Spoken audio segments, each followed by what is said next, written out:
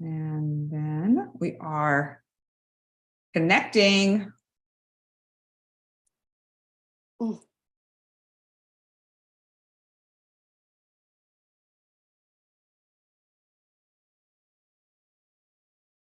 Okay. Got it. Got it. All right. I think we're good to go. Woohoo. All right, everybody. Amalia and Madelaine coming to you with the cosmic chat for the start of eclipse season. And holy guacamole, it's intense. I mean, I feel like that's one of the key words that I'm feeling, and that a number of other people that I've spoken with about this moon energy is feeling. You know, it's so interesting. I've been reading about this eclipse being hybrid. It's a hybrid eclipse, meaning that we've got some of the closing out of the old Taurus Scorpio nodal energy, and we're getting a taste of the Aries Libra nodal energy, because we have this second new moon in Aries, which is so interesting to me. I've noticed this over the years, and I'm embarrassed to say, I always thought that it was a mistake that somebody made on the websites that I follow, that it was like, no, there can't be two new moons, but in the same sign. But it's just like, I think it's just a few hours off. Within a few hours, I think in my notes here, I wrote down, the new moon is occurring at 12:12 a.m. on April 20th on the East Coast, and it then in Aries, so that's at 29 degrees Aries, and then the moon moves into Taurus at 4:13 a.m. So there's a 4-hour time difference between that Aries energy and that Taurus energy. So close, so close. So we're going to be feeling a little bit and getting a little bit of a taste of what's to come as the nodes shift from the Taurus Scorpio that we've been feeling to the Aries Libra. And so, I was discussing this with a friend this morning. Taurus and Scorpio, we've had this earth water energy, and we're going into fire air energy. And when we are thinking about what we're feeling, what we're experiencing as humans in this period of time, I'm trying to find exactly how I want to say this. We have a shift of the focus of, Taurus is earthly, Taurus and physical. And then we also have Scorpio, which is like deep, it's emotional, it can be a bit chaotic. And we're moving out of that into a focus on self, harmonious relationships, a little bit more thoughtful oriented. But the self is not a selfish self, it's a soul self. It's the more we line up with our soul within ourselves, the more we have this ripple effect out into the world. It's a benefit for all. So it's a little bit, the way I interpret it, a little bit of a shift of a selfishness to a soulfulness. And I mean, that's, my whole jam when it comes to this work. So, all right, Madelaine, are you, I noticed do you want to come in on your phone? Yeah. Can you hear? I just want to test first right now. Can you hear me I'm going to switch over to my phone right now. Okay. All right. So hang with us, everybody. We're going to do a little shifteroo here for Madelaine. Got it. So I just want to know if you can hear me. Yeah. Yeah. Okay, good. All right. Are you going to, do you want to exit out of the laptop, or because you've got your phone? No, I keep the laptop going. This is how I do my sessions actually. And I do sound through my phone. That way, if the vision freezes, you still hear my voice. So you're still getting my verbal. Okay. Can you, because this looks a little weird on YouTube. Oh yes. Let me shut the video off on there. Yeah. That's a good point. That does help. And video. Okay, good. Perfect. Okay. Good. All right. So, okay. So this distracted me. I got to pull myself back in. Yeah. You were saying. Yeah, so basically it's just a shift. It's a shift within the collective. That is when you focus on your soul self, not this more material self. It's the bigger picture of it all. What you came here to do, your soulful life, your soulful mission. And that's has so much to do with my work and the relationship we have with others, Libra, the relationship we have with ourselves, Aries. It's that balancing of the two, Libra, taking action, starting new, Aries. You know, there's a lot of this energy that's really beginning to rise, to show up for us. But we've got to close out, finish out, and complete what we were working on before, which is the Taurus Scorpio. There was so much. I have like pages of notes that I wanted to share about energy. Yeah, one big piece of it is the intensity of this eclipse season. And I also wanted to remind people to think back to this time last April, May, during the last time we were in eclipse season. What was going on? We're ending something here. We have the moon at 29 degrees in Aries. There's a completion. Even though it's a new moon, there's a completion that is happening. So what was going on during that time last year? Reflect on that, maybe take some notes and see how far you've come since then, and maybe what you need to let go of, what aspects of your life need to shift and change. All right, I'm going to stop talking now because I have a lot more that I would love to say, but we'll let that organically unfold over the course of the next hour and a half that we're together. So Madelaine, did you want to share the screen, or do you want to just talk? Yep. And okay, let's go ahead and have everybody see the visuals. I think you have to enable me. Yep, I'm giving you permission. Hold on one second. Okay. Right. There we go. Let's give it a host disabled participant screen sharing. You got to do it on the other person, I think.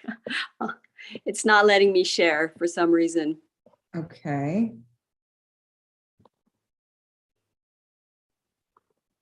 It says host disabled participant. Yeah, let's try again. Yeah. Okay, yeah, got it. All permissions. I got nothing left. All righty. Okie dokie. There we go. Look at that big old square to Pluto right there. Do you see that? That, I think, is the intensity that most people are feeling. This is why this is going to be an eclipse of profound changes. You're right, 29th degree.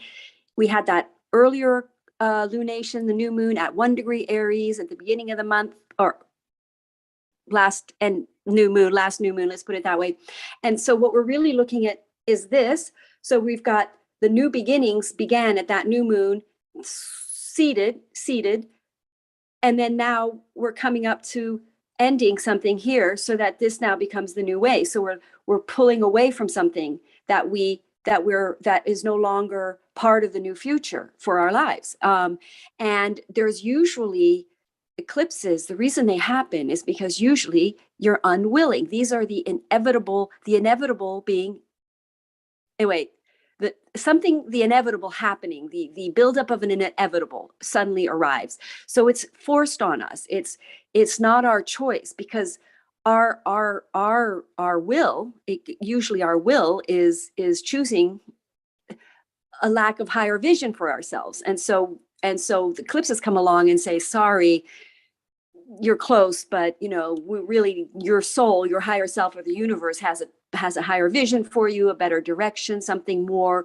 It's going to be for your highest good to let go of whatever that is. And that the moon and the sun squaring Pluto right after the eclipse, it's interesting that it happens after the eclipse. So it's almost like the eclipse brings something that enables you to feel even better about letting something go. So it's all kind of mixed in. And it is a very intense energy. The 29th anaretic degree usually is something significant ending. I mean, it usually involves a crisis to let go of it. And it can be painful. It can be sad, grief. There could be passings, deaths, and that's part of life, but that brings a lot of changes, and it brings pain, but it's for the new life. It's for the new growth, the new destiny that's unfolding. And, you know, a whole bunch of planets are going to be in Taurus afterwards. We're getting a whole stellium of Taurus planets, so many planets going into Taurus, which is going to be crazy because Taurus is all about creating the grounding, the new foundations. It's the second house in astrology. So it's kind of like the house of materialization, the house of possessions and the arts. So we're really looking at the changes and then grounding the new reality. I mean, really, we're looking at a timeline shift. We're looking at a whole shift in era here. We're looking at a whole shift in energies. You know, everybody I know pretty much is letting go of some kind of major karmic attachment of some sort. And these are big karmic attachments. These are things that you've held on to for 30 years or so. I mean, just things that have been an illusionary source of security, because Pluto is always going to take from our hands that which we thought is our survival. Pluto is about death and rebirth, so that we grow and we release the things that are holding us back from growing, which is things that we think are our survival. And our souls, or our higher selves, or the universe, as it were, whatever you believe, or God, knows what's best for us. And it's time to grow and shed. That's what the death card is in tarot, which is Pluto, and shed the old skin, because we're bigger now. Something's bigger about us. Something is better. We're more, we've all been through a lot of karma clearing with the Pluto in Capricorn, and it is going to tilt back into Capricorn again, just to give us all a little testies to see if we've grown up around this. We've really let go. We've really trusted the universe or our own selves. You know, we believe in our own selves better now. Madelaine, can I ask you a quick question? Sure. So you were talking about the letting go. So I feel like there are going to be people out there watching who are thinking, okay, letting go of what? Do I have to let go of people? Do I have to let go of beliefs? Am I letting go of thoughts? Am I letting go of things? What am I letting go of? You're letting go of something that you thought was your survival. You thought you needed, you thought was going to keep you afloat. You thought was your sense of security. Sometimes, like for instance, my uncle just lost his wife, and, you know, it's sad. It is sad, but on some level, he's really buoyant now, and he's sort of risen above energetically, because sometimes the person, you love them very much, but they might be very sick and holding you back on some level, you know. So there's like, I'm sorry. So it could be a person, but it could also be a belief, and it could also be a job, be something. Yes. Yeah. Okay. Could be a job. It could be a belief system, like you if it's in your ninth and your third house, you're really letting go of a rigid opinion about something. If it's in your ninth house, that's really rattling your life. So let's say you don't believe in flat earth, and then all of a sudden you become a flat earther. I'm kidding. I'm just saying it could be pretty extreme shifts, because we're talking about profound things that have been we have been profoundly, because Pluto is about the soul. This is the profound shift that we're all here to have. This is why some people think this is the end of the world. I guess some people are sort of can go a little dooms on it. I don't at all. I see this as the beginning of the new earth, the beginning of the new world that we're here to lead. And we had to clear a lot of karma and lower density energies to be prepared for this point.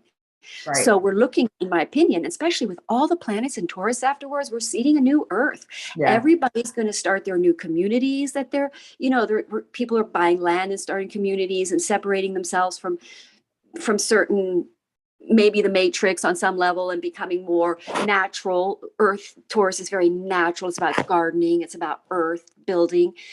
People might start building their new houses but so something powerful has to be let go of, because it's something you held on to because you didn't believe in the new changes that are occurring. You couldn't believe in it. Your mind was limited. This is an eclipse ruled by Mars. Mars is all about the mind. It's about the head. It's about the mind versus the intuitive.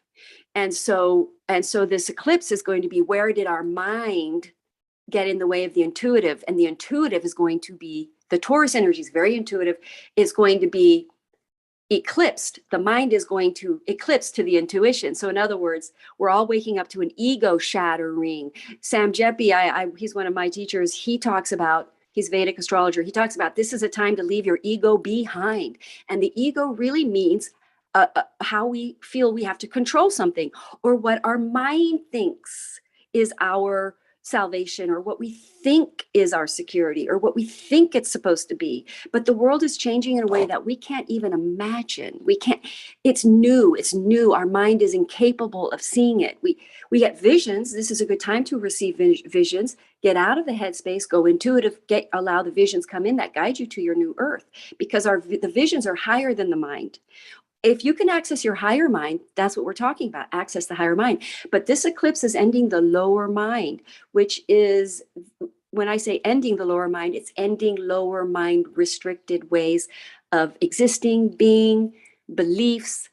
Well, we'll go through all the 12 houses and we'll talk about it all, but it can be in your relationship house.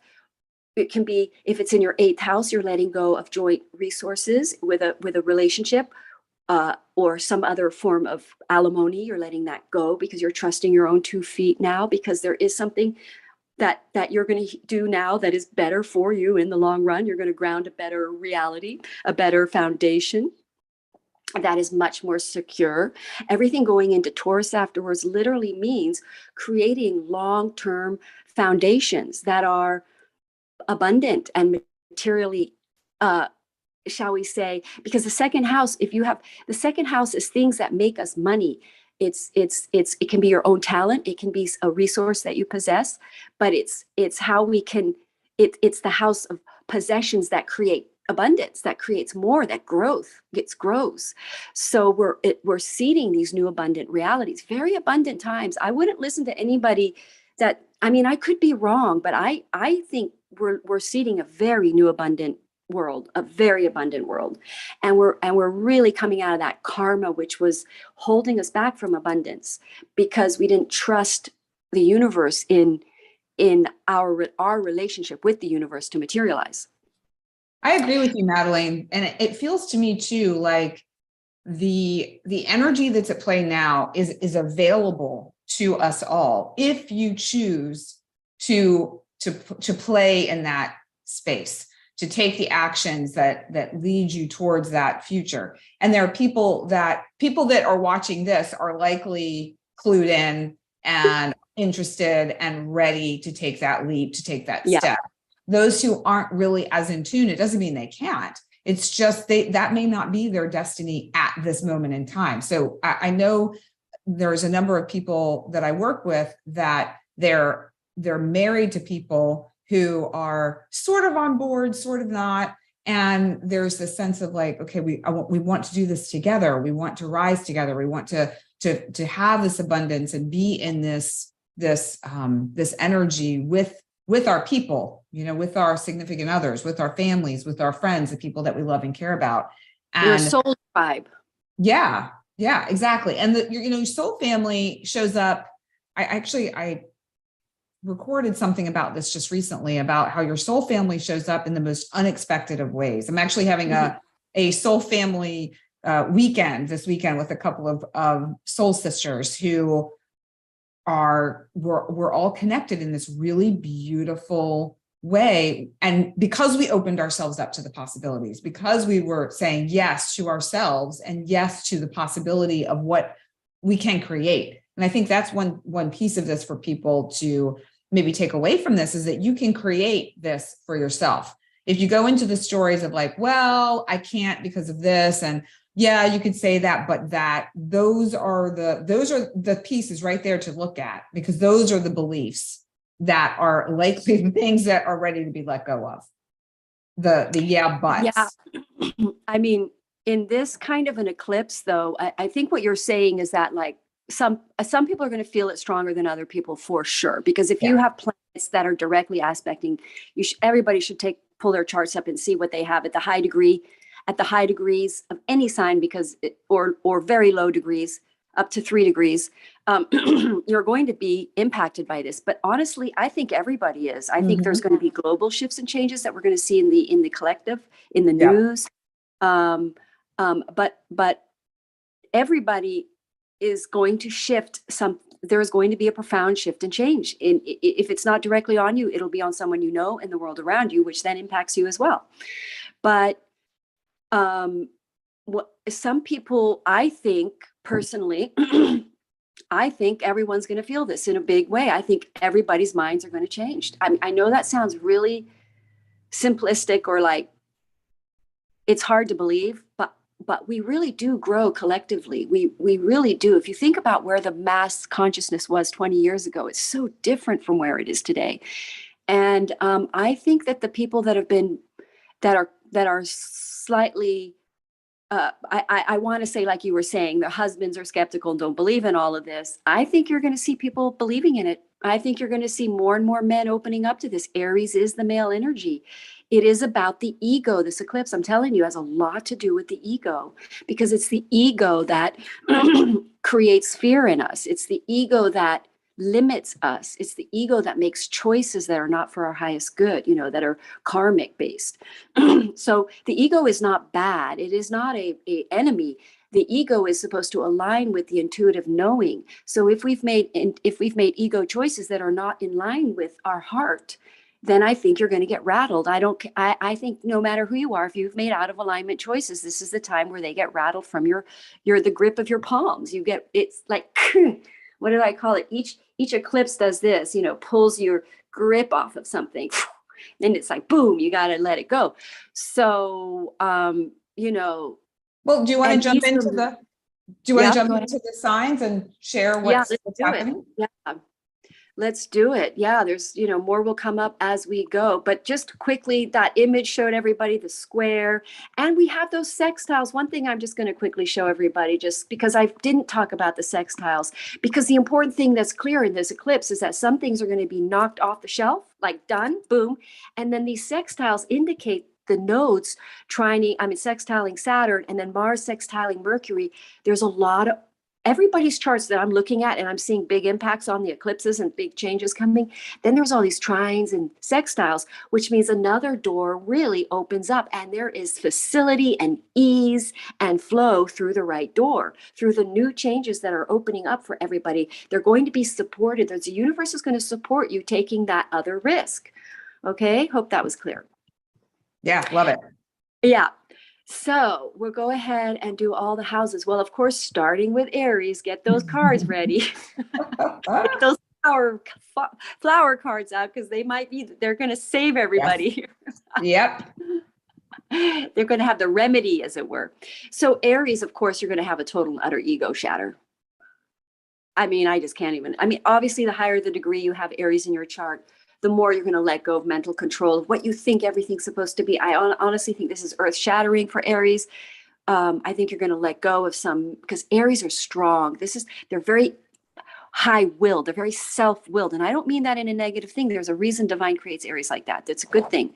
We need that in the world. We need strong warrior type initiators, but they got to align that energy to understand your Mars energy, to understand the Mars energy is to align it with the heart. And so Aries, if you've been out of alignment with your choices and they haven't been in your intuitive highest good, and you've made them from an ego-based place, which can simply mean, this is what I think it should be. It doesn't just mean, I'm a really great big person and whatever. That's what we think ego means. But it just means I have to let go of my idea of what it is and stop trying to control it. Whatever you're trying to control is going to show you can't control it. The universe is going to let it. Your higher self and the universe have a better plan. So I think Aries are going to have major mind openings. I think they're going to wake up. And when I mean wake up, I mean open their minds, because a lot of Aries are very sure about what they think.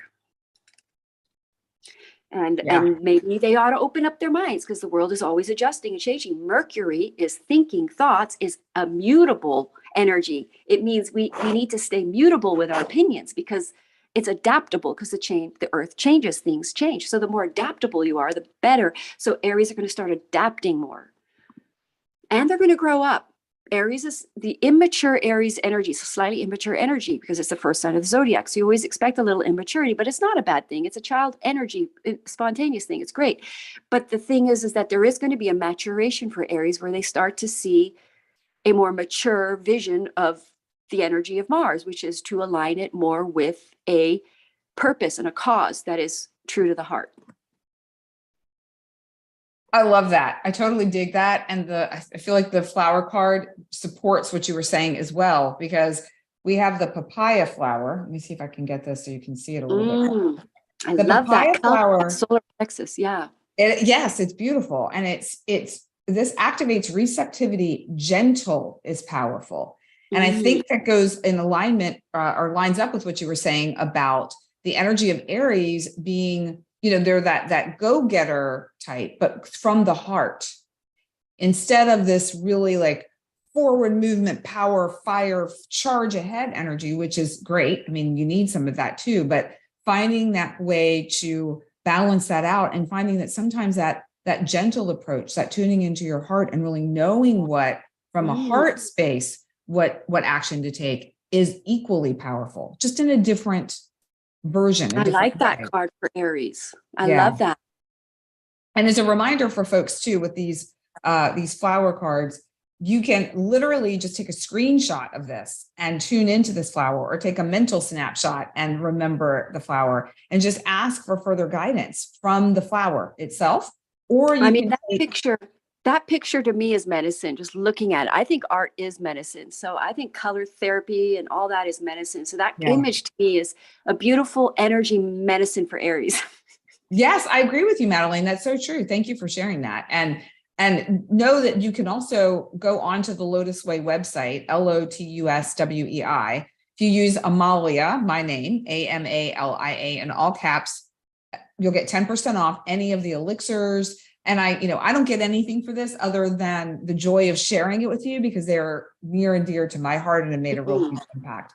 So just a way you can support yourself physically, energetically as well during this really interesting period of time. It's a volatile, shaky, unstable, uncertain energy.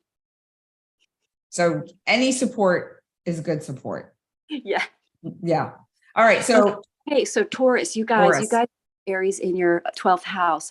So we are, again, this is a profound ending. I know a Taurus who's retiring right on this eclipse. They're retiring. Something profound, very big is ending your life. And then you're going to have almost all the planets in your house. Jupiter's going to move into Taurus, I think June. I should have looked at these dates before. But there's a stellium of Taurus planets coming in. So you're being prepared for that.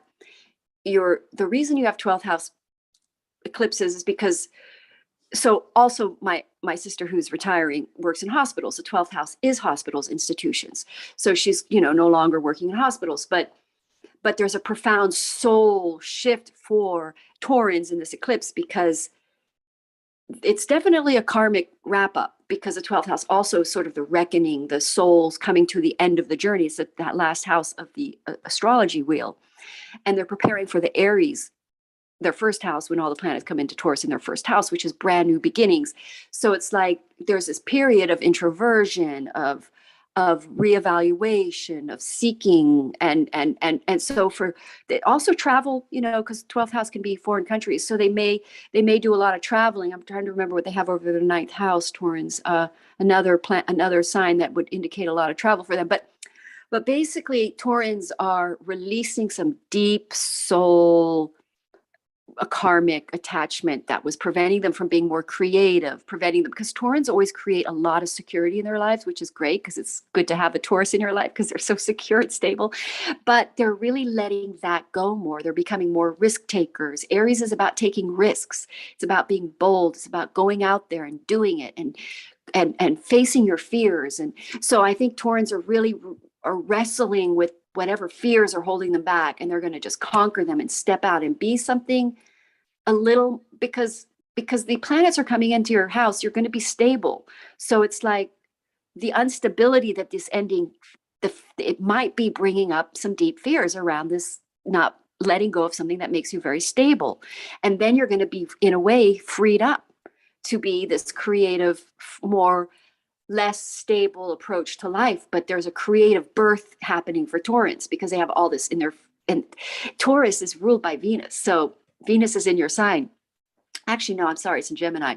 We have Mercury in your sign, but you've got your ruling planet in the sign of Gemini right now, which is really learning something, reading, investigating. Your ruling planet is trying to learn something. So you're making plans, you're strategizing.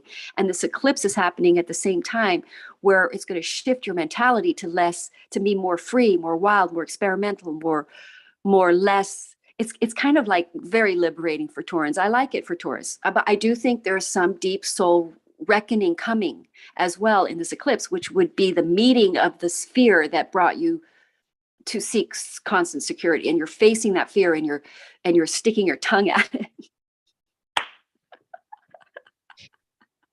I love that Okay, image. what card did you get? I just see all those of us who have Taurus prominently in our chart, myself included with a Taurus moon. I see myself as like this little girl that's like, that kind of thing. So break out your playful inner child in this eclipse season, make that fear and kick it in the balls or whatever. Yeah, whatever, wherever you need to kick it, just kick it away. Yeah, take it to go away. But that's the thing. It's like you're going to have this liberation of it, and you're going to realize it has had a hold on you, and now you're going to have a hold on it. And not in a grippy way, in a very just, I'm not scared of you anymore. You're not intimidating me anymore. I can handle this. I can do this. I know that I'm okay. I don't need this thing for survival or for security purposes. Right. So, and you guys I'm trying to look at your 11th house for Taurans, because one of the things that Taurans one of the other things you're going to let go of fear of what people think of you. You're really going to let go of really, honestly, I think it's very profound shift in a total fear-based, completely dead, like no more fears. Almost like this whole clearing of some sort of fear thing that rule Taurans. And I think that's a karmic thing because they've got Aries there. So it's some sort of big overcome of that. Yeah, which for me feels very, it feels really good, but yet there is a sense of like, oh boy, a little like a little shaky, but yet okay. I'm just curious if anybody that's watching has Taurus in their chart, if they're feeling like that.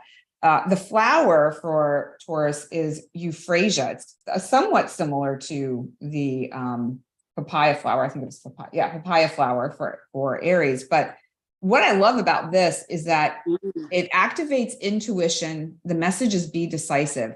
And you mentioned the ruling planet of Taurus, Venus, being in Gemini. Gemini can be very indecisive. It's like those two sides battling each other.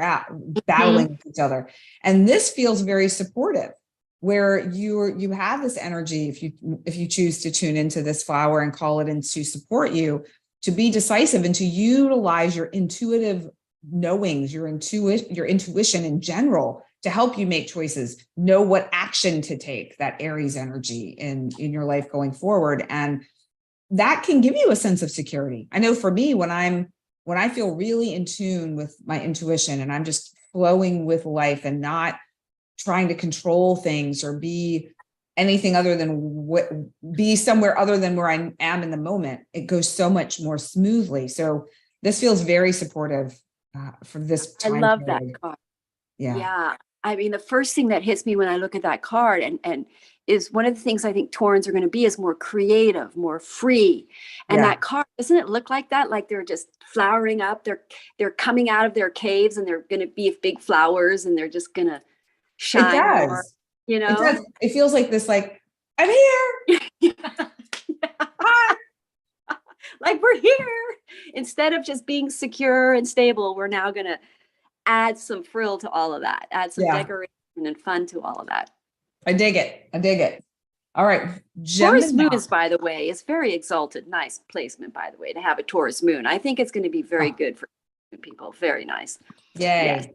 Yay. It might rattle your fears. You might have to face some fear. Oh, girl, I'm feeling it already. Me too. I'm a little nervous about these energies myself, but I do know that they're going to be good. So Yeah, definitely. the other side is good. Yeah.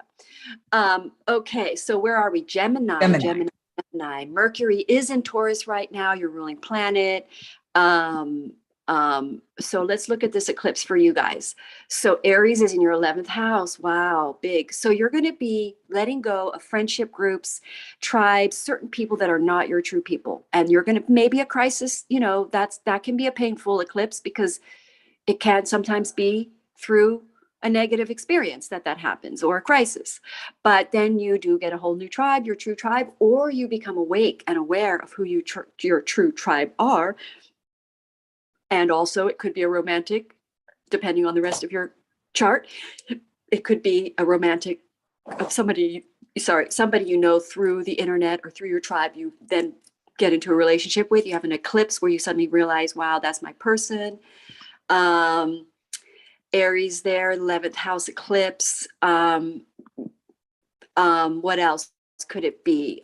It's potential, the secret, because got the Pluto squaring this eclipse. So some sort of secret or truth comes out that maybe someone's not been on your team and not been supporting you, or saying things. Mercury's about saying things and thinking that is not supportive. You become aware of a non-supportive friend, and it really triggers a deep fear, because remember, this Pluto square is in the picture. So some sort of triggering occurs that makes you realize that you have to really let this thing go. That's no longer in alignment, because these eclipses want you off the wrong path onto the right path. So for Gemini, it's some kind of a friendship peer group, a profound shift and changes, and also waking up to realizing who the ones are and who to collaborate with and who are on your team, all of that. Go ahead. What'd you get? So there were two cards. One flew all the way out. One just kind of flipped over. It's so Gemini. But I feel like there's one specific message. So Madelaine, I'm going to ask you to pick one, number one or number two, and that's going to be the card for Gemini. One. Okay. So because I think Gemini are into union with their confusion. Okay. So here we go. Oh, wow. Here, white water lily, and activates awareness. So I think that completely lines up with what you just said. The message is sharpen your senses. Do you feel there is something preventing you from really seeing? So, wow. I don't know what else I could say. Yeah, that reminds me, don't forget with Gemini, all these Taurus stuff happening. So they're going to have Taurus in their 12th house, and all the planets a lot of planets are going to be in their 12th house in the summer. So they're going to be either really traveling to foreign countries, or really going in deep soul diving into what they truly want. And that's interesting. That looks like clarity in that card, don't you think? It does. And it's like, I'm trying to get the lighting right. It's almost like you have all these options, around you, and you just hone in on like that thing that you really want. Like you've got your eyes set on it. Yes. And you decide, like, you're like, that's the thing. I choose this. I'm going for this, that Aries, I'm doing this, just knowing. So yeah. It's so interesting, because I went for the number one because Gemini's the twin, and like you say, they're ruled by Mercury, which is so adaptable, very adaptable. And now they're no longer, they're like, boom, that card just was like, boom. It's interesting. Exactly. Yeah. Yeah. It's so cool. It's so cool. I love the card thing. It's fun. All right. So Cancer. Cancer is happening. Aries, 10th house, guys. I mean, I'm really interested because I'm rising Cancer. So this is kind of curious. So it's in between your 10th and 11th houses. So we are really seeing some kind of a work thing go away, something about your career going away, and something about your career coming in. So there's some sort of financial, well, it squares Pluto, which is right in between your 8th and 7th houses. So you're really releasing potential finances or joint financing with another person, or ending a relationship, or really finalizing a very bonded situation and joint resources, because the 8th house is joint other people's money. So you're really letting go of that. And I mean, really, if you want to see where you have to let go of something, see where Pluto is in your chart. That's where you're letting go of something. So, but guess what the landing is your career. Your career is going to take some kind of a very positive shift. You've got Mars in your first house, giving you a lot of, well, Mars in Cancer is a bit lazy. I'm not going to lie. I've been feeling a bit lazy. It's confusing. It's like a little bit of a lazy energy, but there's this sort of the Aries stuff is there too. So it's kind of like Mars being in the Mars is ruling this eclipse, but it's in water. So it's almost like the Mars energy is more flowy, more letting things just happen and unfold. And in a way that's helping the eclipse because it's allowing us to not be so resistant to the changes and not take such a crisis frame of mind about it. And so the Mars in Cancer during the eclipse, I really ought to talk about that as well, is also a weaker energy for Mars because Mars is not very strong in the sign of Cancer, which means there can be angry outbursts. And Mars energy is not as controlled in the sign of Cancer. So it's possible that there are conflicts with Aries and Mars ruled people or Mars chart squares, but squares of this eclipse onto certain planets. But for you guys, Cancer, I mean, really, honestly, I mean, it's fantastic eclipse for Cancer because it's trining your ascendant. If you're a lower degree Cancer, if you're higher degree Cancer, it's squaring your ascendant, which means it's changing your identity, complete change in career, complete change in identity. You know, I don't know how my career is changing exactly. I can't see it yet. Usually you're going to see it. I am seeing what I'm letting go of. That's for sure. But eclipses are bring things to you. So you can't necessarily see it, what's coming up. You can feel it. You can feel that there's a shift. It's a little scary because it just feels different. It's new. And we're all a little bit of afraid of what we don't know, you know. But I think for Cancer, this is a really fabulous eclipse. Now it can, if you are a high degree, if you've got your descendant or your seventh house, it's squaring your planets in your seventh house. So again, we're seeing shifts in relationships there. It's opposing your fourth house. There's a good chance you're letting go of a living situation, potentially moving. But then you have all these planets going into your 11th house, Taurus, which is work time, busy time, involving new tribe, building new projects, starting new financial, rewarding long-term endeavors. Go into mission with your divine partnerships, starting missions. A lot of people are going to be doing that. It comes up in my card reads a lot. What else can I say for Cancer? I would say that they are rattled in fear-wise, fear energy around the eclipse because of that squaring to the 8th house, which is scary. 8th house transits are usually a little bit scary, but it's kind of like something rattling down and revealing a very strong platform. So I would say the benefits show up bigger than the fears. Well, and this, I think the flower that's supporting Cancerians, this moon cycle will be helpful. The mountain laurel. And you touched on this briefly while you were sharing about Cancerians are just relaxing a little bit, like not being so tight about stuff. And this activates total comfort. And the message is let it all hang out. So if there's some area of your life where you're really holding on really tightly to something like a job, like you talked about, or something in your life that needs to shift or change in some way, the mountain laurel will be very supportive to help you release that a little more gently, a little bit more in alignment with you, like where it's like you feel okay about it. You don't feel this sense of, oh my gosh, oh my gosh, oh my gosh. It's like there might be one, oh my gosh, not three, oh my gosh, and be able to move through that just a bit better, more easily, more gracefully. Yeah, that really, really resonates with me because I had an investment that I paid $1,000 a month for it was a land investment. And now that's paid off and I don't have to pay that anymore. And it's like, that takes the pressure off me having to take so many readings all the time. Like I just, I've got to cover all these bills. And that's going away. So that pressure is releasing. So that might be part of the way it plays out for me too. But that's a nice card. I do think that works great for Cancer because I think this eclipse makes it that your career is more flow and that you don't have to sort of hustle as much or keep the ball rolling, or it's almost the momentum is going to take off on its own energy field, which is great. Well, and it's so funny as like relaxing. as you were talking about that, a couple of different times, the little thumbs up reaction showed up on the screen, and I'm doing nothing.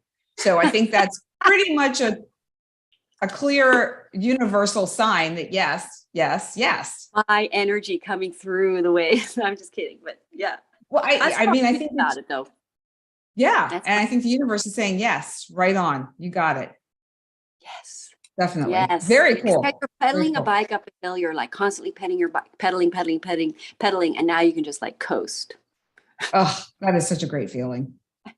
That's so fun. I know. I love it. Love it. Love it. I was doing a reading this one person this week, and everything I was saying, I was just reading her chart. Like, I'm not like, when I do chart readings and card readings, I don't say, oh, this is coming true. I'm just trying to tell you what I'm getting and what I'm seeing, right? Yeah. And everything I was saying, okay, this is happening all in the eclipse. Her life is told. She's going, love it, love it, love it.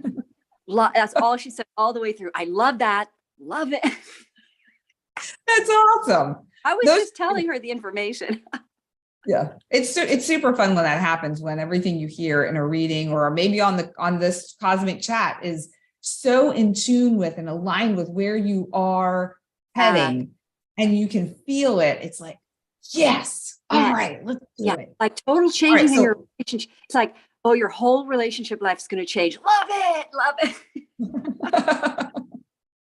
Well, I would love to hear what you have to say about Leo, because I feel like there's some. This is going to be great for Leo, because the energies of Aries trines. I have a friend who has a Leo sun, 29 degrees trines Leos. So this is a really great. I know a lot of people with their MCs at Leo. This trines, the eclipse trines your MCs, fantastic for Leo. I love it. Which is like, but basically all the fire signs are going to like this, because they do like change, and they do like fire new beginnings, and they do like feeling like they're on an adventurous. I actually really am excited for the changes. I don't have a lot of fixed in my chart. So Leo, you guys have this in your 9th house. I mean, that's travel. That's newer philosophies. Again, the eclipse is in a 9th house, and that's the house of Sagittarius. So it's about spiritualism. It's about belief. It's ruled by Jupiter. But Leo, you guys are ruled by the sun. So eclipses are very powerful for Leos because they're ruled by the sun. By the way, Cancer, you guys are ruled by the moons. I forgot to mention that. So it's powerful for everybody, but sun and moon people, it's like bigger. Anyway, so Leo are going to have this energy trining your planets in Leo, and that's just awesome. So what would you be letting go of? Let's take a look, because it's going to be in your 9th house. Leos are opening up to being very bold and courageous and willing. In a way, they're going to believe in themselves more. They're going to be more leader, because that the Leo is the leader, Leo leader. They're going to shine more. They're going to be more confident about shining. They're going to be bold. Jupiter's nearby, so don't get too cocky. No, I'm kidding. Don't start showing off and all that. No, it's a good reminder for me. I can totally go into that zone, and when I catch myself, it's like, oh, dang it, Amalia, come on, tone it down. Not turn it off, just tone it down just a little. No, but bring it my in. son is Leo, and he ought to get out on social media, because he handcrafts leather and bags and things. He's really good at making shoes, and I think the new earth is about not mass production and having things that are valuable, that last a long time, that aren't so bad for the planet to create. That's what he's about, and I have a lot of respect for that. So I think it's time for him to get out there.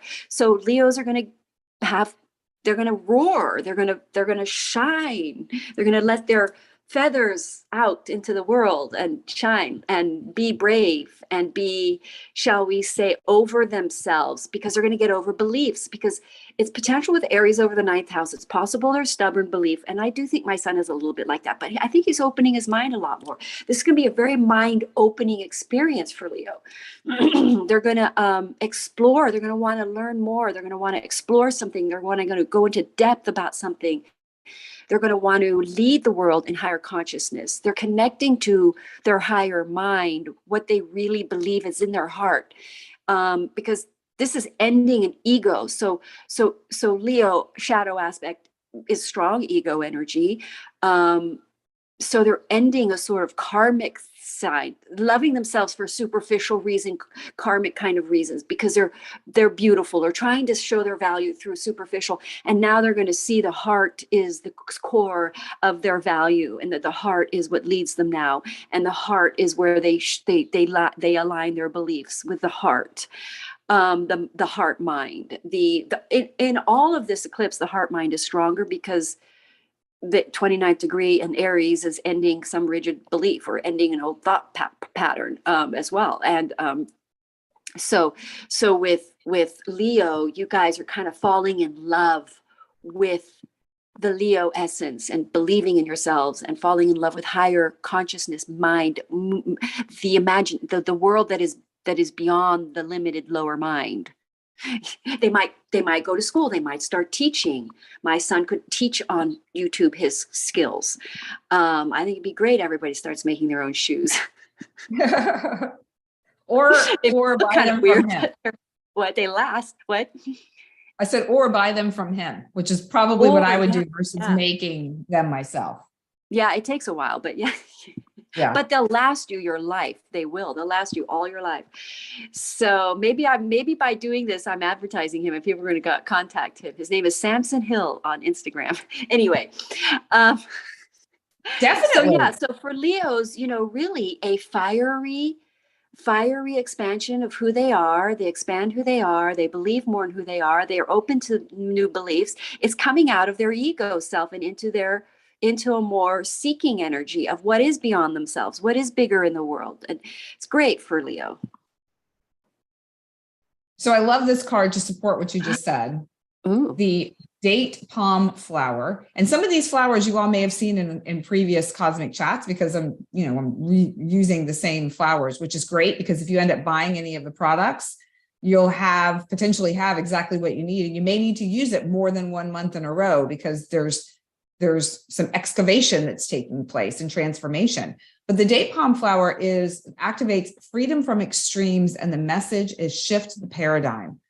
So when you were talking about Leo changing their belief systems and changing the like that ego mind, the superficiality and that sort of energy, it feels very aligned with this. And as a Leo sun myself, I can definitely get caught up in the outer external picture versus really tuning into the internal in order to balance out the two and not go too far in extreme. It's like so worried about what people might think of me that I'm not really being as fully, I'm pretty authentic and genuine, but I may like not share the.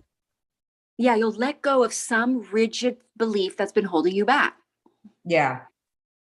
Yeah. Stopping you from being who you are as an individual, because Leos are very unique individuals. They're here to express their uniqueness, their individual uniqueness. I love my uniqueness. It's uncomfortable sometimes to express it though. Good. So it's, it's that this feels very supportive for that process. So cool. Love that card. Cool. Yeah. Interesting. Okay. It feels like we're getting different cards today than we usually get. Like I'm seeing more yellows. There is a bit of a different energy. Yeah. There's more yellows and greenish hues. I think the only one so far that's been a different, like purple, was the mountain laurel. So yeah. Very interesting. All righty. Virgo. I just had coffee with a Virgo. We was talking about their places in their 8th house. And in their 8th and in their So for Virgo, this eclipse is, really this isn't an on the cusp eclipse, and I haven't been going through the two blended energies of the two houses, but I could talk all day about that. But so for you guys, it's going to be in between your 8th. Virgo have Taurus over their 9th, and they have Aries over their 8th. Wow. So you guys are ending potentially one sexual relationship and coming into another one that is, or joint relationships with joint financing, because that's in your 8th house. So you're going to become more connected.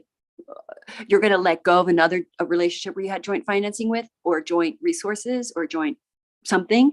And now you're going to be releasing that, letting that go, opening you up for a new relationship. This does come potentially with tantric type sex, really, really, really soul clearing total body experience, really powerful. That is very high manifesting energy. So there's like a lot of like potentially a debt is erased. And what else? And like a tax return comes in and ends a situation where you're indebted. What else can I say for Virgo here? So the ninth house could be teaching you you're going to have Taurus in your ninth house. So you're going to potentially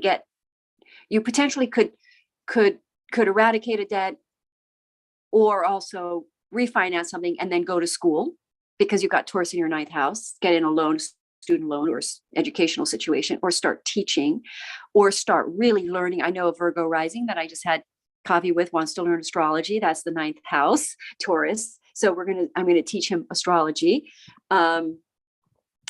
What else is going on in Virgo's chart? So we're really looking at, and eighth house is a relationship house. So a lot of potential Virgos letting go of one relationship, entering into the new one. What flower do you get? Well, it's funny when you talk about eighth house, not to confuse people, but eighth house is Scorpio energy. It's that it is that you were touched on the sexual energy of it too. And I also, as a Scorpio ascendant, to me, Scorpio also is about just there's some deep emotional territory, and it's about discovering aspects of ourselves too. And that might be through relationship, that might be through sexuality, that might be through even money, it's other people's money. There is that relationship aspect to it. This here is, did you want to say something else? Well, I just keep forgetting to mention secrets, because that Pluto squaring in your eighth house, a secret, that is the Pluto house. So some sort of secret will be revealed, like a past relationship will come back and you'll find out they really loved you, or that it was real. Some sort of secret is revealed, or you discover somebody is having an affair and you end the relationship. That could happen. So this card, the gardenia, let's see, can we get it so you can see all of the different, there we go. You can see there's a softness to this flower, but yet there's I don't know, it seems mighty at the same time. Does it seem a bit sexual to you? It does. Yeah, it totally does. Lines up pretty darn well. It activates shifting your perception and the message is transform your weaknesses into strengths. So I feel like with Scorpio, I'm sorry, say that again. That is so the eighth house. It is also about power struggles, but it is absolutely about transformation. It's crazy you got that card. That's amazing. Yeah. And it feels like for Virgos, they tend to be very practical, very organized, very, maybe I go so far as to say structured, not quite so much as Capricorns are, but they are structured. And so this is allowing them, to me, it feels like a little bit of a softening of the edges of them, like just being able to lean into their sensual side a little bit more and relax into that a bit more. And there will be letting go of the head space. Maybe getting out of that head space puts you more into a soul connected relationship, because maybe your headspace was very rigid about who a relationship was, and now you're letting that flow and you're opening up and you're starting to align up with something that is more organic and real, for you, but based on you, because you've shifted your perception of it all, you don't see it through the same lens that you saw it before. So there's that ability to, because my daughter is a Virgo, and I know with her, she's a go with the flow kind of a person, but yet she's very organized and structured, and she likes things a certain way, and allowing her, and she's started a new project where it's allowing her to express herself in a more creative way versus it's structured still, and organized. Even the name of her page is alludes to that. Now that I don't know if she'd want me to share it, so that's why I'm not this minute, but I may at some point.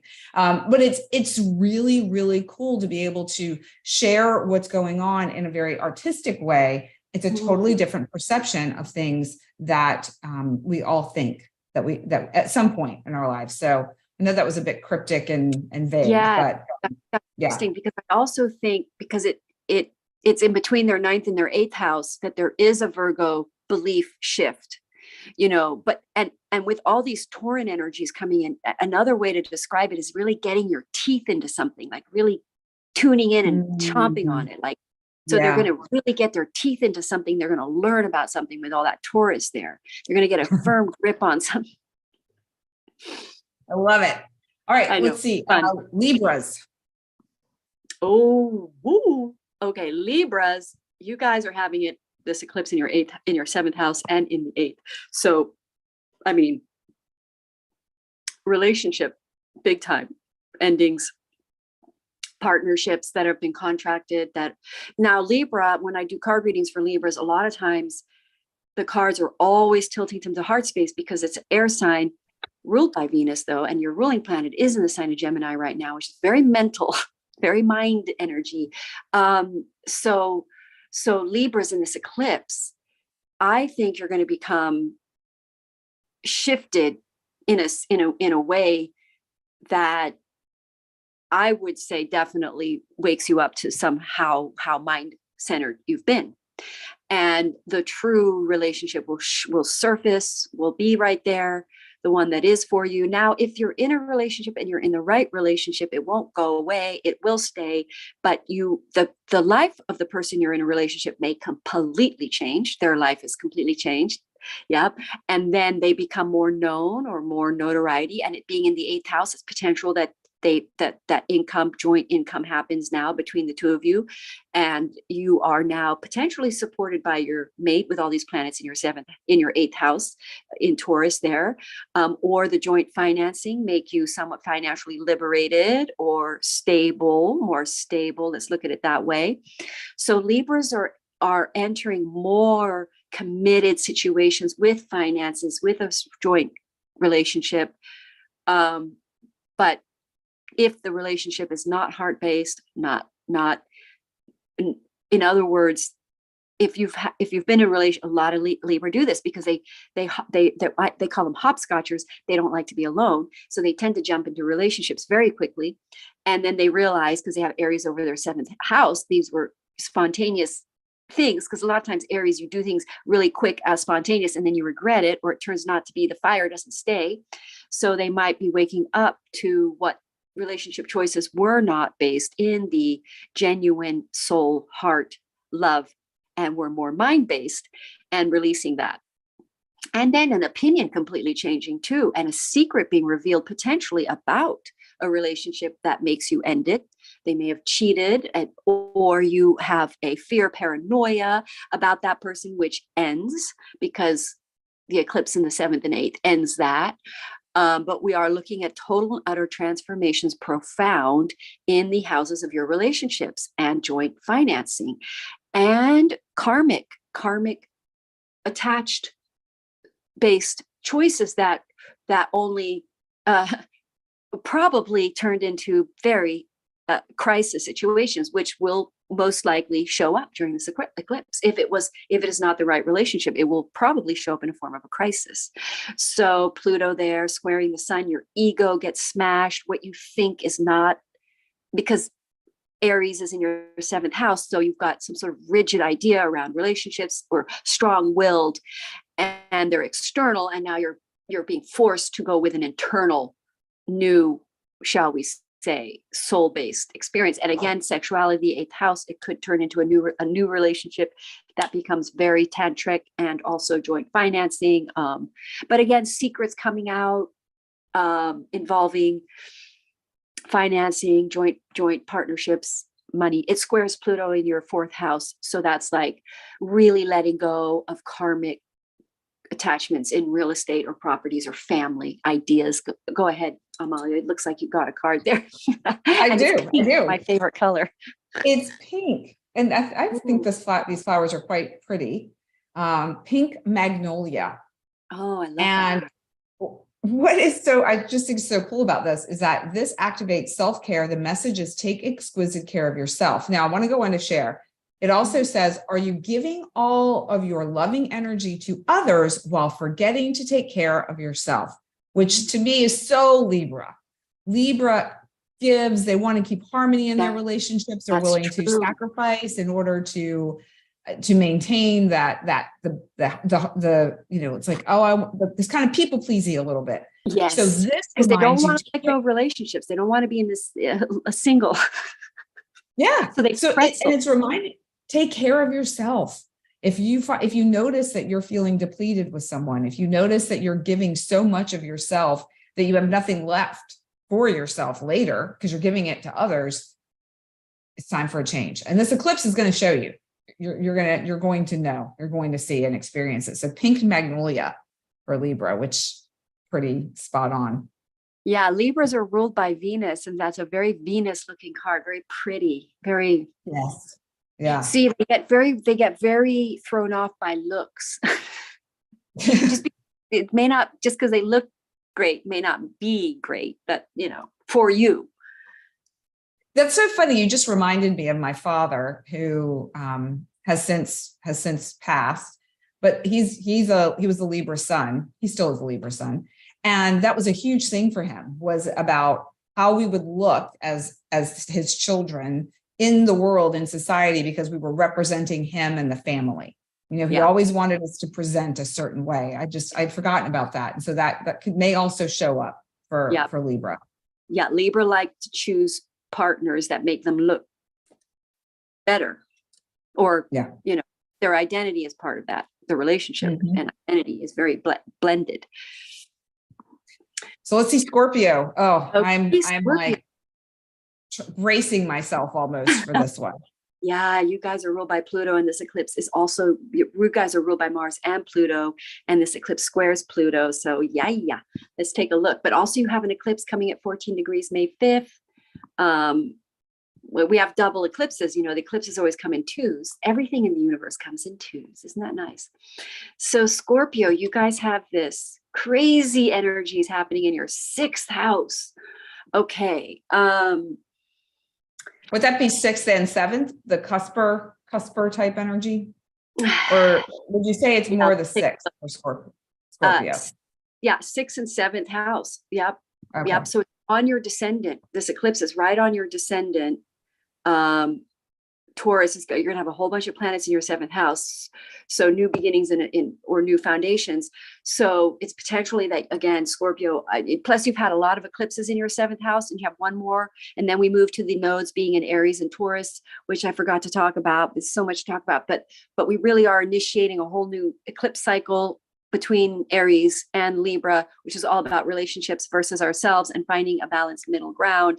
But Scorpio are definitely letting go of toxic, because if the 6th house is really letting go of something that is addiction, or that is not good for you, that causes you to be sick or causes you to be stressed, frustrations. So you're really letting go of something that isn't healthy for you in this eclipse, and becoming ready for, but then a new contracted relationship most likely could come in, or maybe you just become single for a while and then you do find the right person down the line. But there is definitely a lot of work happening in your 7th house afterwards. So potentially other partnerships, or if you're in the right relationship, it transforms, and then you start becoming more committed to that relationship, and you start building with that person, you start planning things, because the 4th house is creating new structures, the new earth. So let me look at Scorpio again. So now this planet is ruled, this eclipse is ruled by Pluto, and Mars. So this is some deep, profound shifting in your I'm going to say habits, because it's 6th house is day-to-day habits. So something that you do on a habitual level that isn't good for you. And it can be pretty profound and deep. A lot of Scorpios might bottom out on, if they're alcoholic, they may hit their bottom and then they go to rehab. They may end a relationship that was based on their alcoholic state or their addictive state. And so then they let that go and they become healthier, because now we get all these planets in the 7th house and a healthy relationship comes in for them. But also you're letting go of I would say a series of headstrong opinions about relationships and headstrong opinions about your work, because the sixth house is also work. So I would say you're going to have an open mind about a new work, because that sixth house can be a new day-to-day living situation. You could become very busy on a new project that is involving your future, that is the right one. So you're letting go of a day-to-day, something you're doing on a day-to-day. You're going to become busier on doing something on a day-to-day that is more your future. So you might be letting go of something you're doing on a day-to-day basis. Maybe Amalia, you've been doing day-to-day posts, and now the situation, an opportunity comes in where now you're shifting your day-to-day posts completely to something that is that you're doing with somebody else, and most likely a relationship, because it's in between your sixth and your seventh house. And I think I know you're doing that. But that really works for that, you know. Yeah, and it definitely is. There has definitely been a shift that I've noticed for me when it comes to my work. And, you know, I feel like, and I'm going to share this because I feel like it may resonate with people that are listening, in that, you know, we've been taught to follow a specific structure for success. You do this, you do this, you do this, you win. You do that, you do that, you do that, you lose. And I say win and lose in terms of success. And what I noticed is that for me personally, and I've learned this through my work with soul contract, with astrology, with human design, with gene keys, all these things. And if those are foreign to you, give me a follow, because I'm going to be talking about these a lot in the coming weeks, is that when we flow with the energy of who we are, we flow with ourselves versus what somebody else is telling us to do. And I tell my clients this too, like, I'm sharing this with you, but you are the one that decides if that's right for you. You're going to feel it in your body. Like, oh yeah, that really, I feel that in here. That's something that really works for me. And then if I say something else, it's like, no, you get to decide how you want to do that. I have a friend that's her tagline, you decide. And I guess my point is that when it comes to my work, I was attempting to follow the structure that somebody else created versus flowing the energy of myself. And that has really made a big difference in how people engage and how people see me and my work. And I feel like we often don't feel like we have permission to do that if we don't follow this one structure and this one system, that there's no way that we could be successful. And I just feel like it's so important to share that that's not always true. I mean, these systems and structures are going to work for some people, but they may not work for all people. And you were talking about, changing, letting go of a headstrong opinion. Yep. Well, this card, the giant spider lily, the message is free your mind. Free your mind. And activate a lightness and a lightheartedness. And for this Scorpio rising right here, I am so tuned into that and so clear of like, let the chatter of the mind just go ahead, be in the background like white noise, and really access more of that lightheartedness within myself and activate from there, go and create from there. So I love that. Because it's not as scary.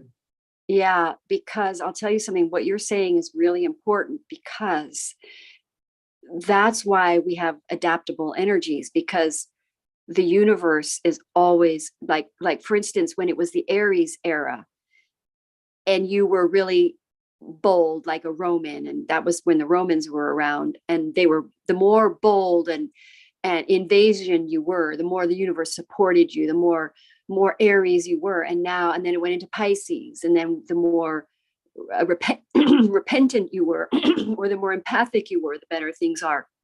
And now we're shifting into Aquarius. So in other words, you always want to align. The way that has been written and how it's supposed to be is not right today, because it was written yesterday. Right. Always changing. Things are always evolving and shifting. And now we're going into the energies of Aquarius, which is literally being online, being on the internet, the new future, visualizing a new reality that we prefer. And so the energy, and also you always want to look at your MC in your chart, because your MC is the secret to the energy that, and not everybody not everyone's chart is one size fit all. Success is not one path for all. In your MC, you can see the secret to your success. Look at the energy of your MC. That is the energy when it really aligns with the human design charts, I find. But with like, when you understand your MC, you know the energy that you're supposed to employ that will open the doors for you. I see it happen all the time.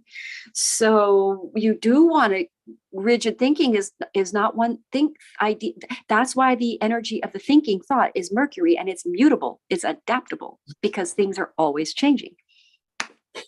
One other thing I would want to mention too is that there's another little question on here. It says, are you craving a sense of freedom and effortlessness? And I feel like that for me, Scorpios don't like to be caged in. They got that stinger for a reason. When they feel like they're cornered, they're going to strike. And so Scorpios always want that sense of like, give me some space. And they would like, we all would like it to be effortless and easy, but Scorpios in particular, they really don't want you getting in their way. And so it's just a reminder. It's just a reminder that your mind could be your cage. It may not be that you're cornered. Just allow your mind to be free, and you'll notice the freedom that opens up in your physical reality too. Yes. So, you bring up a good point, because Scorpio have Capricorn over their third house. So they've been mostly clearing karma around third house issues, which is people that are close to them, sibling, but also their thinking and their communication. And gosh, I lost my train of thought just then. They're purifying that. They're purifying their thinking. What were you just saying? I suddenly I was inspired by what you said, and now I just went away. It was about freedom of mind, not feeling like they're caged in. Yeah. Because the third house, you have Capricorn there, Pluto is there, it's leaving there. You're squaring that. You're letting go of a lower earth mind thinking third house. Or you're letting go of a small business that you're running that's not working out. It can be anything in that range. But yeah, so interesting. Okay, so let's see what's next. Sagittarius. Sagittarius. I am a sun sign Saggy, proud to be Sagittarius. All Sagittarians are proud to be Sagittarius, because I'll tell you why Sagittarians are great. Because we can hit a moving target with an arrow. So that's something to be proud of. That's a cool talent. Sagittarians can sit on a horse and gallop and let the arrow go and shoot a target. I'm really good at darts. Good to know. I'm not taking any bets with you when it comes to darts. Yes. Unless you're on my team. Yeah. I will win for the team. If put me on your dart team, I'll win. All right. Yeah. So, Sagittarius, you guys have Aries over your fifth house. Awesome. Great for Saggies. See, my Sagittarius my sun is 29 degrees Sagittarius. It's trining my sun. Yay. But for Sagittarians, this is in your fifth house, which means you are releasing potentially control over your You okay? See, I'm having a hard time with letting this go. You are. There's some holding on. Yeah, it's my kids. Fifth house is children. So something in the life of the children are going to completely change. And it's true, because I looked at my son's chart for this eclipse. Unbelievable. Something really great's happening for him. And it's hard for me because I'm letting go of my baby. You're letting go of them as being babies. They're growing up. They're becoming their own thing. And he's so cutie, cuddly little boy that I love. But now he's a man with stinky socks. Anyway. So Sagittarius fifth house eclipse, something totally changing in the life of your children, or you suddenly become pregnant if you're in that stage of your life, if that's what you're in for. But a very big shift and change around the life. See, 1, 2, 3, a big shift and change around the lives of your children, but also friendships, really a friend leaving, or a friend turning into a romantic partnership, or meeting your true person. They're a friend, you're meeting them through friends. Or a creative project involving your kids becomes really successful, because my ex-husband is on a creative project with my son. So I could see his life. He has Jupiter in the 5th house, which usually indicates that a child makes you very abundant.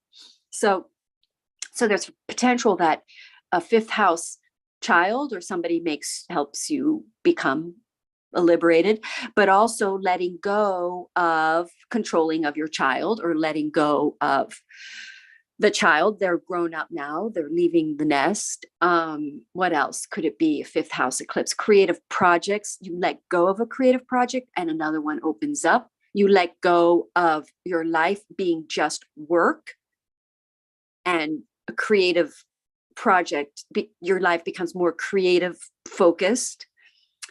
Let's see, because Capricorn is over your 2nd house. So I would say that you let go of a money fear, because Sagittarians are clearing karma around finances, and they can be over generous. And I'm not, because I'm rising sign Cancer. I'm good with my money. I'm very good with my money. But I know Sagittarians that are not so great with their money. Like my son, for one, he just, as soon as he has money, it just falls right through his fingers, because they I'm like, hold it on a little bit, like hold it. Anyway, so karma cleared around that, letting go of fear-based attachments to a way of making money. A whole new way of making money opens up for you, to more authentic, that then, because you could start a business or start a new project, because I know all these things go into your 3rd house. All these planets go into your 3rd house. So you're really initiating a new project, new writing ideas. But creative project could take off. A creative project you've been struggling with that hasn't made any money could suddenly you become catapulted and you become known. Because the 5th house can be celebrity. You suddenly become known. My son could suddenly become a celebrity because he's a guitar player. He's been at this project his whole life. So it's his destiny to succeed here. So this could be the time that he does. So for Sagittarians, I would say this is really nice 5th house for you guys. Go ahead. What'd you get? So we have the night blooming Sirius. Let me see if I can get it so you can really see it. I like see if I can here. Yeah, I'm having trouble because the sun just there. That's a little bit better. This activates fearlessness. The message is take the leap. Leap, Saggies, leap. Don't be scared of that project that you want to start. Don't be fearful of the business that you want to open. All of those things you were literally just talking about, Madelaine. It's right there for you. And I like to bring that message about the fears leaving, because that's a big thing. Like the fear is going away, because Aries is fearless. Go ahead. Well, and then this is a night blooming flower. So it's like in those darker times, there's still this brightness. There's still this possibility. And eclipses are there's the shadow of the moon over the sun. This is a solar eclipse. So there is that sense of, there is this brightness there, even in the dark. This flower will still bloom if that's when it blooms at night. So I don't know, that feels very resonant with Sagittarius. I like that. I like that 5th house because that is the energy of the 5th house. It's the blooming. It's like a child being born. It's like, it's like a blooming of things. And it's the 5th house is the house of Leo, is the sun house. So it's like igniting inspiration of other people. It's like Leo is the energy that fires people up, And this even looks like a kid version of the sun, at least for me. I would make like the circle with the little lines coming off of it. And that kind of resembles it a little bit. Yeah. Kind of like what a kid would draw a sunlight in a way. Yeah, exactly. Yeah. I still draw my sons like that with the lines, but that's just all right, Capricorn, we're going to shift gears here. Yeah. So you guys have Pluto leaving your 1st house. Thank goodness for Capricorn to have this planet off with you guys. It's like, yay. So you guys have definitely cleared a lot of karma. There might be a few issues, popping up in this eclipse that really sends you over the edge, in the sense that you really do let something go, some kind of a control, because really Capricorn, I think with Pluto in Capricorn, your whole lives have been affected. So it's like, if you have Capricorn over your 7th house, you could say, yeah, you're letting go of karmic relationships and you're letting those go. But if you have Capricorn over your 1st house, you're really letting go of the whole way that you've been living, the whole control story that you've told yourself, or subconsciously you're here to learn to not be, to not try to manipulate your environment all the time. Like I don't mean that in a bad way, but like to let go and let the universe draw the story out, let the universe fill in the dots, as it were, and let go, because this is Pluto is squaring this eclipse, but the Aries is going to be in your 4th house. So you are absolutely leaving a living situation. You're moving, letting go of a family, letting go of moving, simply letting go of a home, letting go of let's say you own a mortgage and it's really heavy. You end that mortgage, you end it, or maybe your mortgage is in ripeness and over with, and you can now sell the house or leave or move or something, but something around living situation, family, eclipsing, old family going, new family coming in, old living situation going, new one coming in. You're letting go of a fear-based living situation, fear-based family, fear-based security choices that were not really based in your heart. Leo, the sun is an eclipse. It's opening your heart. Everybody's heart's truths is going to shine louder than our mental choice. Remember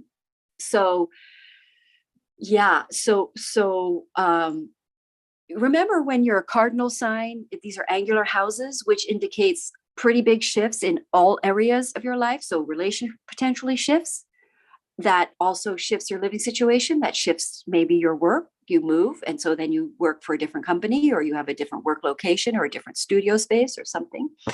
But for you guys, and then the 5th house, we get Taurus. So you get a lot of creative stuff, the whole journey for Capricorn. I'll tell you the big karmic lesson for Capricorn that I'm finding in a lot of my readings with Capricorns is that they're really here to learn to be more creative, because they're incredible people at building structures and foundations, but there's no frill on it. There's no aesthetics on it. It's all foundation and structure. So it's like a house with just walls and doors and a window. So Capricorn are here to learn to add some flowers and flavors and creativity to that, because it's the goat. They're the goat. So they're on a mountain, they go uphill, focused, one step in front of the other. They work hard workers, and they don't look up and see what they're working hard for, or where is it just security? No. So your Capricorns are saying, oh, I've been laboring just for security. Now I'm ready to labor for art and for love and for the beauty of life, and labor, because they're hard workers. Capricorns are great workers, but now they need to make something beautiful, not just secure. Let's see what comes up for you on that. So I love what you were saying about creating something beautiful, not being about security. And yes, I totally agree with you. Capricorns are those, like, I just shared this with a Capricorn this morning, this like trudging uphill, always so hard work. And it doesn't have to be. It can be fun. It can be playful. The 5th house activations there also for Capricorns, that's all about being creative. It's creative projects, creativity.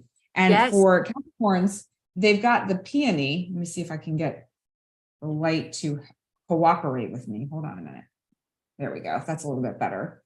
And there's so much happening within this flower. There's a lot of, you see that? There we go. You can see it a little bit better.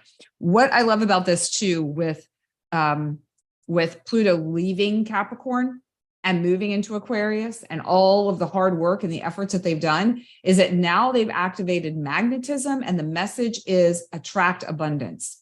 So I feel like Capricorns too have been waiting for their hard work to pay off. It's like, okay, I've been working, I've been trudging, I've been transforming, I'm rebirthing. Where's my reward? Where are my gifts? Where's the payoff for all of that? And this is reminding them, okay, it's here. It's being magnetized to you. It's okay. I love that card because it's non-defined, and it's sort of blends in with the background a little bit. And that's almost like Capricorn stopping the hard edges and hard work, like you were saying, and redefining things and flowing with the definition of the planet more, or flowing with things, Yeah. that is a great thing for Capricorns. I think a message is for flowing more, not being quite so Saturnianly structured. I don't know if that's a word, but I think that's a good way to say it. Yeah, just be a little more flowy, and it's a feminine sign. So blending that Saturn energy, that structure energy with the arts, fantastic. When the Capricorn blend the two worlds, we get perfection, we get beauty, we get magic. Well, my Capricorn man is for sure one of those. He's fairly structured with his work, but he's super creative. And when he is less structured, he has a little bit of it. He's got the framework, but then he's Pisces. Pisces are the most, Pisces are hands down. Every Pisces is going to be very creative. They're fantastically creatives. So that might really be part. Yeah, not to interrupt that story, but but So what were you saying about Pisces are creative, but they're what? What was the last thing you said? You don't know. Very, very just all around every single Pisces that I do a chart reading for. And I say, are you musical talent? Are you an artist? They go, yes, I love it. Like, it's just, it's almost so easy now.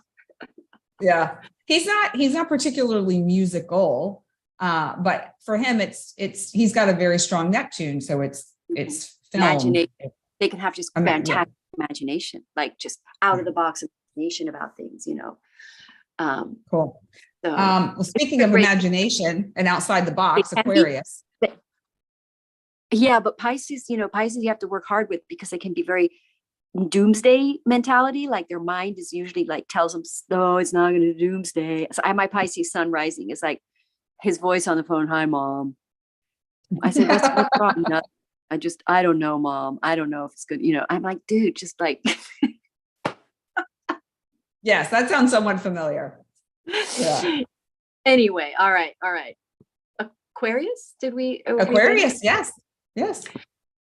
Pisces in your second house. Interesting for Aquarius. So you have, I don't know why I thought of that, but I just did. But let's see. Okay, Aries in your third house for Aquarius. Wow, what a rattling energy that's going to be for you guys in the sense that opinions changing.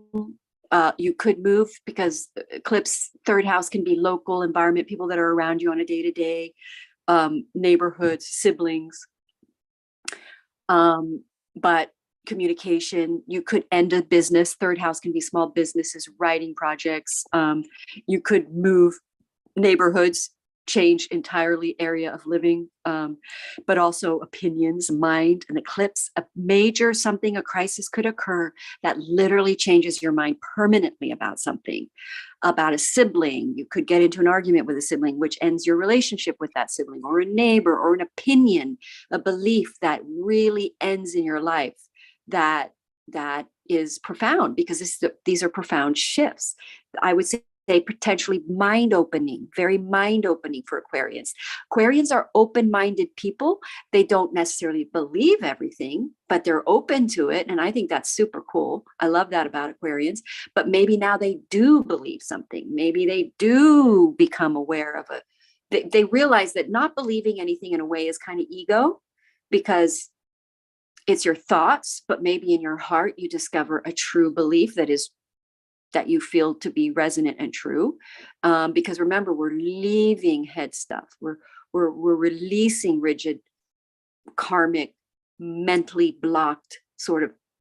That sounds sort of Sagittarius too, to have a rigid thinking, but Aries are very strong-willed. So we're leaving the karma that our strong-willed mind put us into. Strong-willed thinking created for us, created karma. So we're letting that go. So for Aquarians, that's something in the third house, which is the house of communication. Your ruling planet Saturn is in the sign of Pisces, super spiritual, a more open-minded to potentially spiritual ways of earning money, because you've got Pisces over your second house. So spiritual wake up.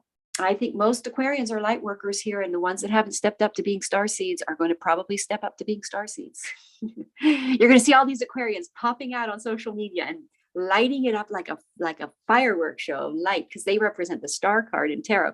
So it's like, I always, when I'm doing readings for people, they go, where am I going to meet my person? And if I pull the star card, it's like internet, online, you know.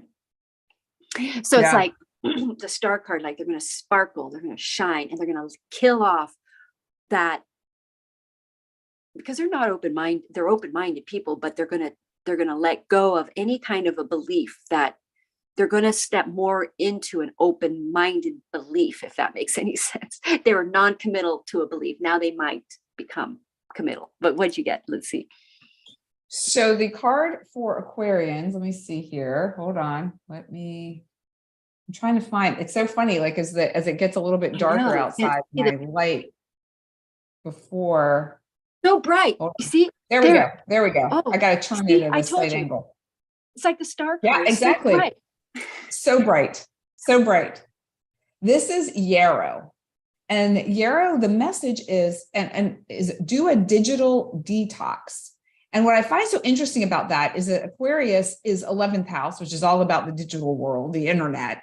And this is saying like, okay, in this eclipse season, it's time for you Aquarians, to recharge your batteries, take a step back, get yourself ready, and then you can reemerge. So that's how I received this card. And like when I was trying to like show it before, it's like it's not that they need to tone themselves down, it's they need to refine a little bit, maybe. Like it's too much. It's a reset. This eclipse is a total reset. So yeah, like a clearing the slate, completely a clearing the slate energy, because we got all those new seeds being. So yeah, for Aquarius, they're clearing their mental slate. Yeah, so it's a beautiful card for them. Beautiful card.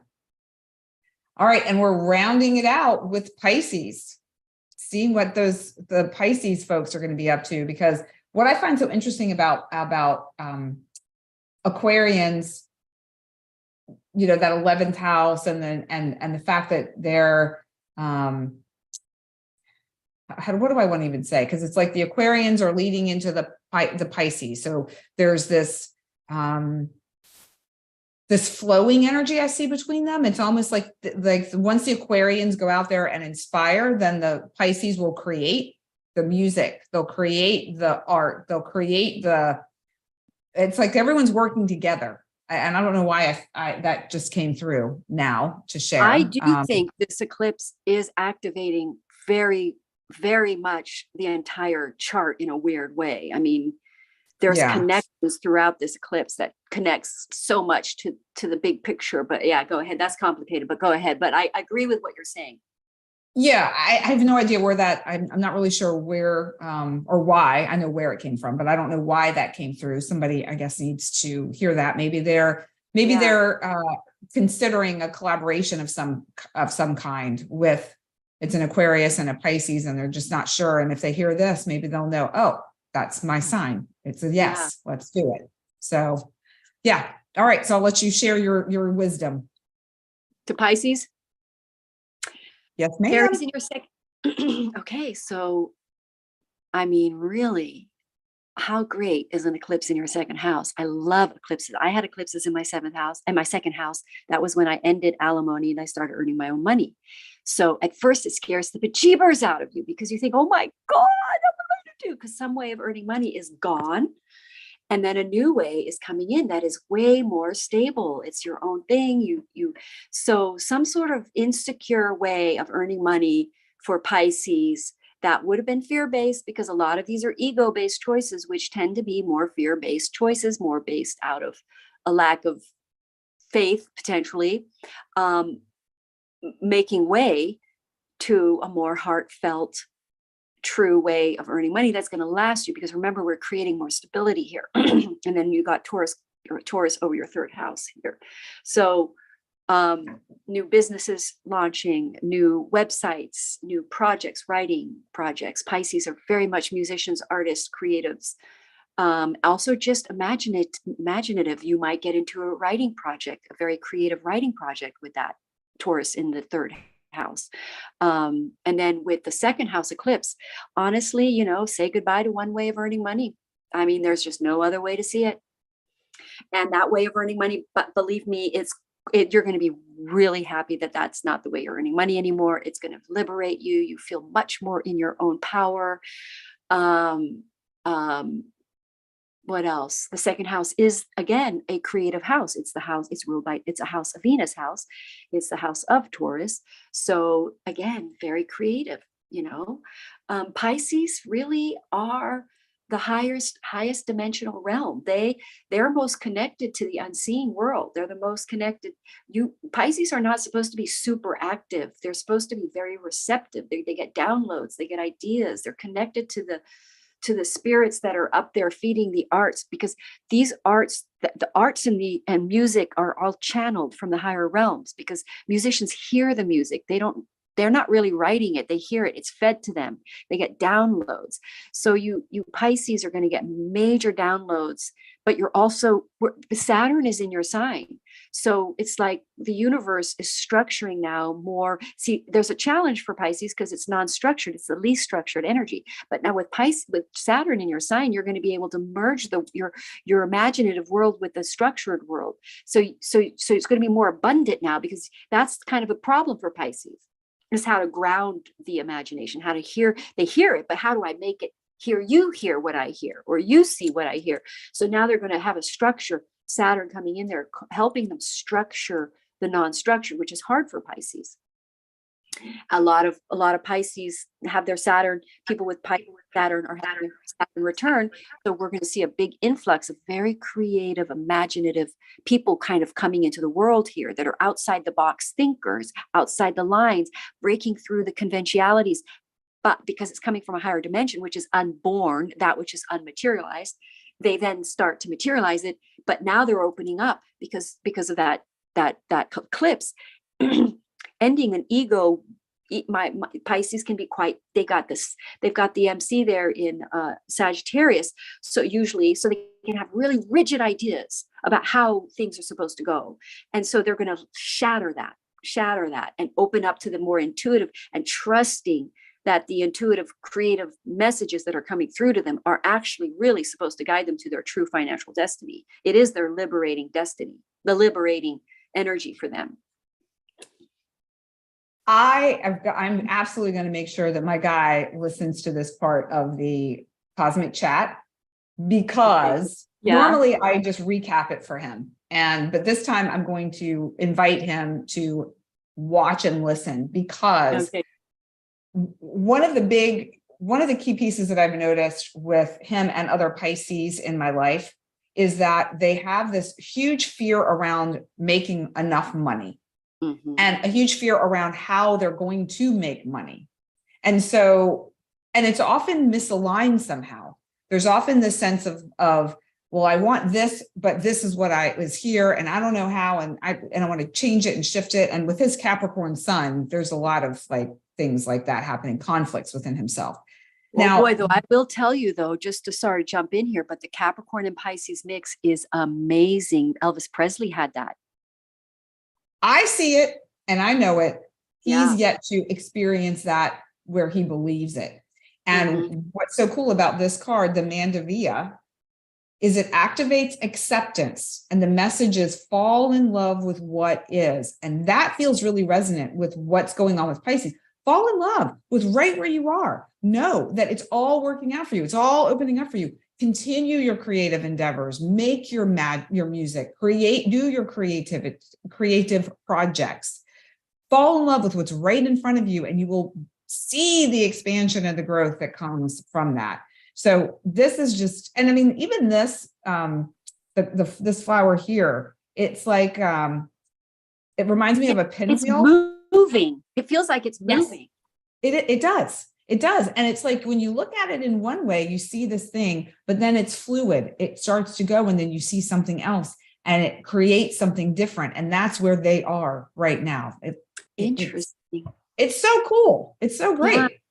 It's almost like they're going to allow the momentum of their creativity to drive the cart now. They're going to follow the momentum of their own higher self and allow that to be the source choice rather than the Capricorn choice, And that's where their abundance is. No, look at that card. I mean, that is super abundant energy. It is. It totally is. It's to me, this feels magical. It feels like there's so much potential in this card. Yes. And the Pisces have that connection to the magic world. They really do. They have it. It's an open portal to them. Digging it. Totally digging it. Totally digging it. So, you know, I was feeling, I can feel the intensity of this eclipse season, but at the same time, as always, Madelaine, you were able to share the wisdom of it truthfully. I mean, it's not like it's not like you said, oh, this is going to be rainbows and unicorns all day long. You shared that there are challenges, but with the challenge comes these beautiful gifts. And I feel that the flowers, the essence of those flowers and the magic and the wisdom that the plant world offers us, it is a remedy. It is a gift. It is a place of solace for us and support as we embark on these coming weeks and months, because we got to remember too, eclipse season is not just, it's a season, you know. I think, I believe it runs through October, but we're going to be feeling it for a while. I mean, we're still acclimating to what happened last year. You know, it's big. It's big stuff. Yeah.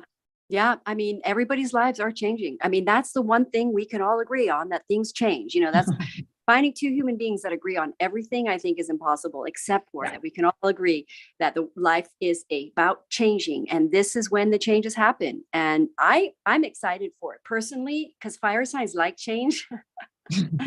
The fixed signs are nervous, but I feel this.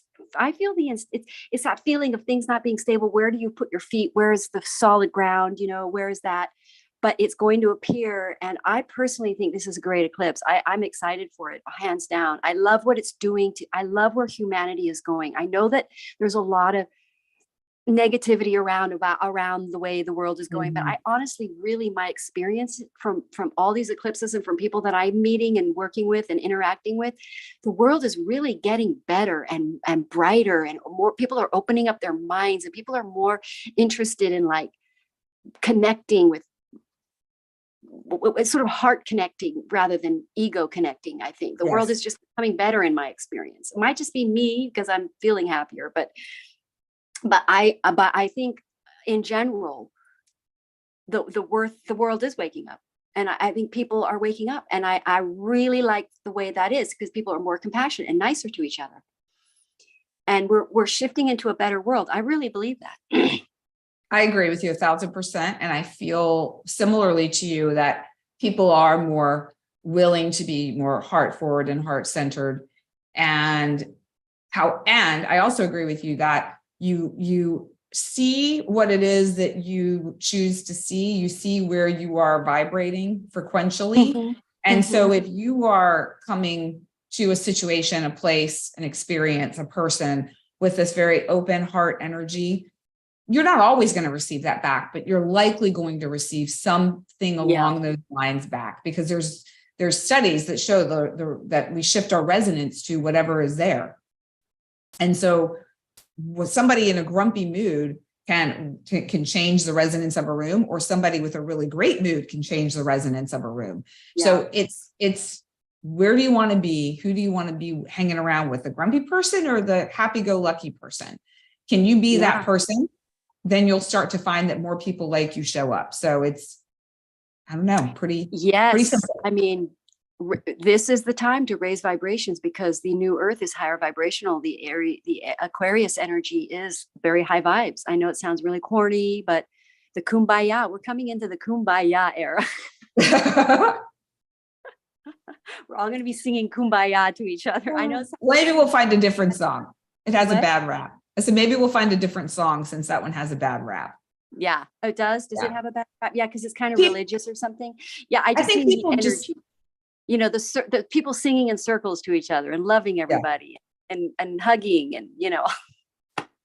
I think it's from the 60s and the 70s, at least, you know, we're similar in age, and I feel like that it's like this, there's a little bit of the flower child thing going on, but not too much. People don't want too much of that. Like they're not interested. I think it's that flower period was really it was like a message of what was coming ahead. But again, that was more of the hippie energy, whereas now I think it's evolved to something more more real than that in a way, not just a fashion decoration idea, you know. Yeah. It's really the new earth, you know, idea. More people living their life in the day to day and still being part of the day to day from that frequency versus, you know, yes, you're going to have communities, maybe, you know, places where people gather and live in a specific way, but there's also going to be plenty of people that are living a rather different life, but being in that happy place and helping out their neighbor and being in community without living in a compound out in the middle of nowhere. You know, I think you can find the happy medium. You'll see more of that in like your quote unquote mainstream life. I don't know. That's just what I see in addition to. I think it's a combination of the two. But we'll see as time goes on. We shall see. So so if anyone's interested in setting up a session with Madelaine or myself, our information is below this video. We hope you enjoyed the Cosmic Chat. We enjoy bringing it to you. And we'll be back in 2 weeks with the follow-up eclipse energy with the full moon in, what is it in? Scorpio. Yeah, well, I think it is. Or is it in Libra? It's the eclipse following right away there. The lunar. It is a lunar eclipse Scorpio at 14 degrees. Yeah, big one. Another big one. Yes. Well, thanks everybody for watching. And thanks, Amalia, for having me. And I had a lot of fun. It was a good one. All right, everybody. Thank you again so much. We will see you back here in 2 weeks.